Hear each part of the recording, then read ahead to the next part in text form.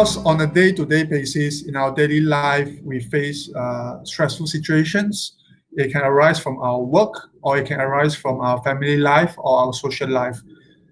And all of us, we have our own coping mechanisms, and we realize if our coping mechanisms, sometimes it might not work, or sometimes the stress can actually take a toll on our health or a different aspect of our life. And we can start to see the more extreme forms, the more severe forms of symptoms can be caused by the stress. So, for example, some people might have issues with sleeping. They might actually sleep more. Or the other extreme is actually people might wake up very early in the morning, so their sleeping pattern become disturbed, so the sleeping hours become shortened. So we, in medical terms, we have a term for it. It's called early morning awakening. So in general, I can summarize in three aspects. So it can affect your mental well-being, your physical well-being, and also your emotional well-being. In terms of your mental well-being, some of the commonly seen symptoms, such as loss of concentrations, become very forgetful, and also some people have issues in making decisions. In terms of physical, I've mentioned about sleep. So sleeping pattern can be disturbed, and also you might have all these unexplained pains and aches around your body, and sometimes you feel very rapid breathing. You feel there's a difficulty in catching breath, feel shortness of breath, and also feel palpitations. So this can be signs of anxiety. And in terms of emotions, it can be affected as well, such as people might become very short-tempered and get irritated easily, and become very tearful and very prone to feeling worried. So if all this become too frequent and become severe, it can affect our well-being in general. It can also affect our relationship with people and also our work performances.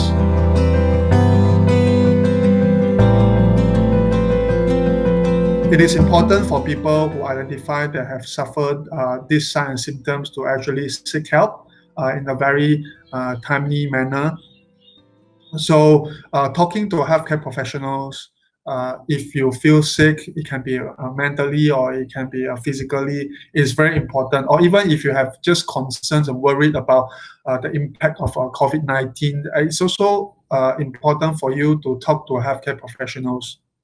And the next thing is know when to seek help. I think in general, if you are having issues with your mental well-being, you can find your GP, you can talk to your GP, you can talk to a MyDoc doctor, share about your concerns or your issues.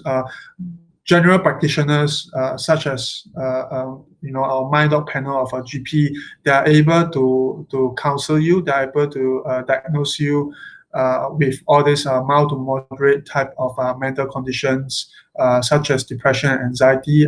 If there's a need, we can actually refer you for counseling therapy or refer you to a specialist care under a psychologist or a psychiatrist.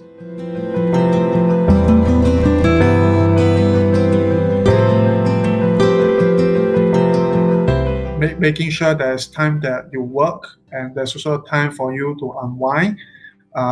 When you unwind, try to do things like exercise, try to have regular exercise, and also try to make sure you have a very healthy sleeping patterns, and try to ensure that you eat healthy, you have a balanced meal. And if you feel stressed, just take a break, take a deep breath, and can also do some stretching or meditations. And the other thing to bear in mind is try to avoid excessive alcohol use or caffeine drinks like coffee or tea. So the other thing is also important is your social life, so your social well-being. So make sure that you, during this period of lockdown or social distancing, make sure that you are still socially connected with the people around you, especially people that are close to you. You can share your concerns with them and share how you are feeling, with them. And if you have any issues regarding work or health, you should always find the right channel, the right people to talk to. It can be your friends, it can be your family, or it can also be those hotlines for counseling.